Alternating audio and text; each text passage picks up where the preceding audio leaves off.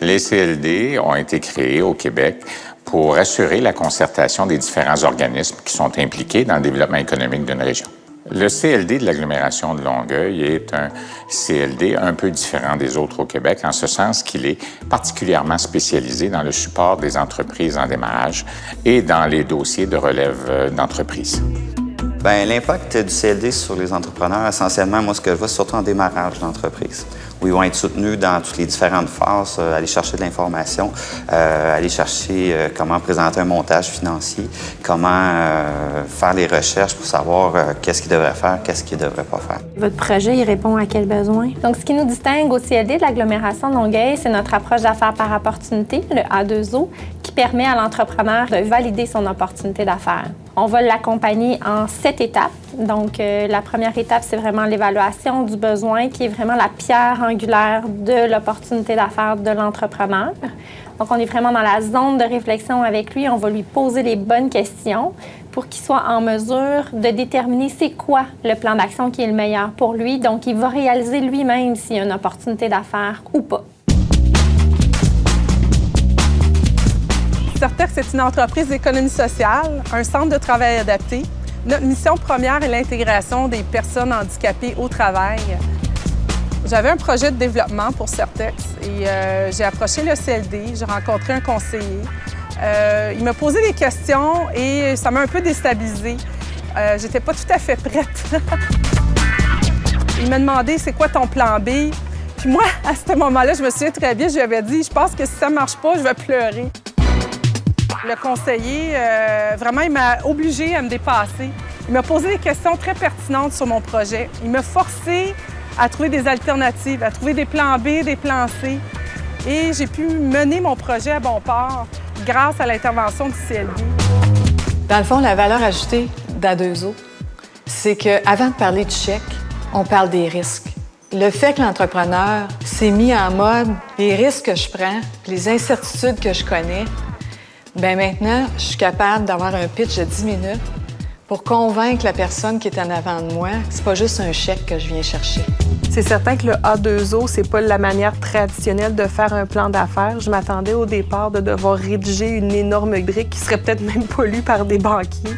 Mais avec cette approche-là, ça fait en sorte que les gens puissent avoir une idée vraiment précise de où est-ce que tu es, où est-ce que tu veux aller, où est-ce que tu t'en vas également. J'ai fait 2 A2O en même temps et il y en a un qui a pris le dessus sur l'autre par sa popularité. Je vais faire des sacs réutilisables pour des levées de fonds dans les écoles.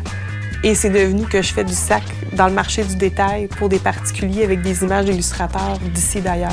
Quand tu pars en affaires, tu as comme un idéal de qu'est-ce que tu voudrais que ça soit, puis tu as le rêve à côté du quasiment inatteignable. Mais moi, j'ai eu l'occasion de vivre l'inatteignable et de laisser le projet initial un peu plus de côté à ce moment-là. Quand une entreprise est passée par le CLD, on le constate assez rapidement. Premièrement, parce que le projet est beaucoup plus solide. Et deuxièmement, parce que l'entrepreneur est confiant de son projet. Chronométrique virtualise l'attente. C'est une attente qui est rendue intelligente. Donc, on permet aux gens de quitter les salles d'attente. On leur demande leur numéro de téléphone et de quelle façon ils veulent être rejoints. Et nous, on les rejoint à 3 reprises pour leur dire quand revenir à temps à la clinique. Et les gens, dès le départ, nous disaient non, maximum 5-10% des patients vont prendre votre service. Les interrogations qu'avait notre conseiller dès le début, puis les objections qu'il a amenées sur la table, ça a fait en sorte que ce produit-là soit efficace, qu'il soit simple, qu'il soit visuellement beau. Donc, tout ça, ça découle du fait qu'il y avait autant d'interrogations dès le départ. J'ai eu l'occasion de constater l'impact de l'accompagnement A2O chez nos entrepreneurs. En fait, ces gens-là, on leur a pas donné du poisson, on leur a appris à pêcher pour devenir d'excellents entrepreneurs. Le CLD va permettre à l'entrepreneur de venir obtenir une solution optimale pour son financement. L'entrepreneur ne connaît pas les différents organismes qui vont, les différentes institutions financières. Le CLD va pouvoir le conseiller, bien le conseiller. L'histoire d'Acquisio, c'est 3 gars qui travaillaient pour une compagnie. On travaillait pour quelqu'un d'autre à ce moment-là. Puis on s'est dit, pourquoi on ne partirait pas notre propre entreprise et avoir du succès pour nous cette fois-là? Au tout début, nous, on a toujours cru énormément à notre projet, mais nous, c'est nous, hein, puis il fallait aussi avoir des gens qui croient à notre projet. Puis le CLD a cru en nous. On leur a présenté notre projet et ils ont pris un risque parce qu'on était quand même tout petits puis tout était devant nous.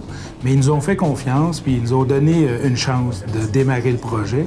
Puis grâce à eux, aujourd'hui, on a une entreprise qui a franchi plusieurs étapes. Mais la première étape a quand même été appuyée par le CLD.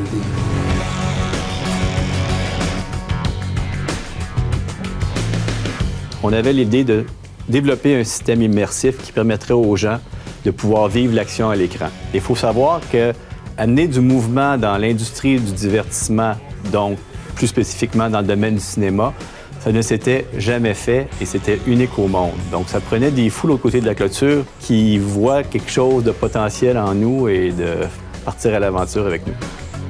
L'important, c'est de trouver des appuis en qui on a confiance. Je pense que ça, c'est un aspect important. La beauté du CLD, c'est que les gens qui sont là, c'est des gens d'expérience. Ils ont un réseau. Les gens qui vont travailler avec eux, eux aussi peuvent contribuer financièrement au projet. Et ce qui était, à l'époque, fort apprécié pour nous, ils ont cru en l'équipe de gestion et au projet qu'on leur présentait. On regarde à l'endos, il y a un beau petit logo d'e-box. Aujourd'hui, on se retrouve à travers la planète et on ne fait que commencer à pénétrer notre produit un peu partout à travers le monde. Acquisio, aujourd'hui, c'est 150 employés. On a le siège social à Brossard.